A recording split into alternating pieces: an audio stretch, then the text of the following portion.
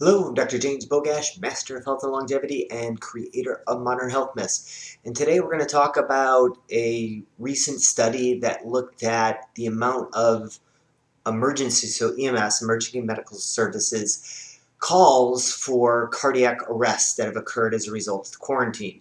So certainly there has been common sense that things like suicides and overdose and alcoholism and everything have gone up as a result of our response to the coronavirus, to COVID. But we haven't seen a whole lot of data. A lot of it's just intuitive. We've definitely seen substance use on the way up. Suicides, we don't have any hard numbers yet other than increased calls to the suicide hotlines. So this is one of the first studies I've come across that really shows some hard data on what has happened when it comes to substance abuse, and in particular, they looked at the overdose-related cardiac arrest. So people, whether it be Valium, whether it be benzodiazepines or opioids or fentanyl, where the heart actually stops as a result of the overdose because it's sedative effects. So,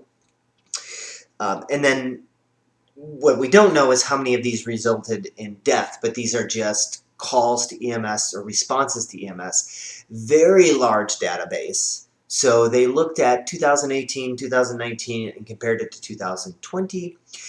This database covers about 80% of the nationwide calls for emergency medical services. That's 10,000 different companies across 47 states. So this is a really good footprint of where things are going, and they're able to look at this data across the um, country. And so then they, as I mentioned, they compared 2018 to 2019 by the week to 2020.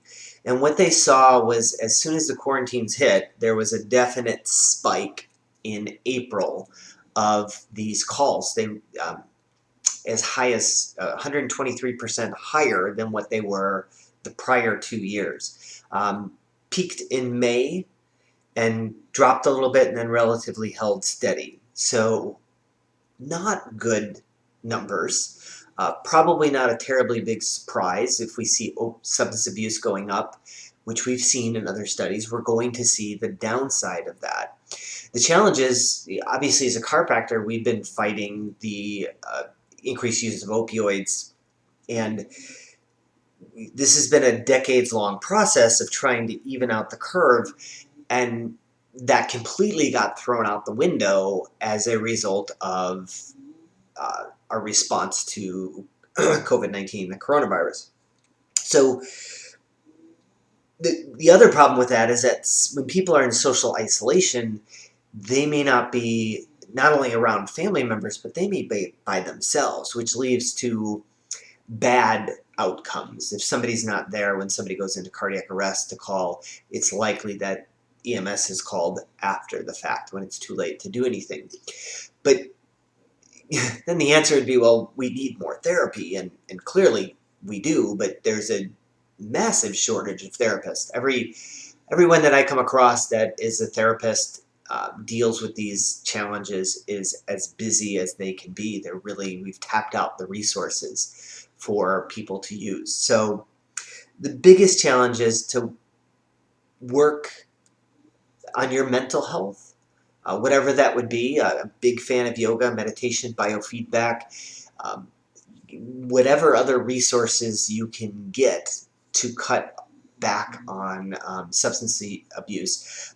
By all means, get outside, get some fresh air, get some sunlight. It's easy enough to do here in Arizona. Not so much this time of year in other areas of the country. But pay attention to your mental health now more than ever, because there are graver consequences now than there ever have been. And we look at the certainly the overburdening of our healthcare system, and all of these people going into the hospital as a result of that, like, that's not good either. I know here, was it here in like certain states are up to 50% of their population in inpatient are COVID, but that leaves 50% that aren't. And anything we can do to cut down those numbers is always an important thing. As always, I'll put a link to this particular study in the description. Make sure you share this video with somebody who you think needs this message, subscribe to the channel, and give the video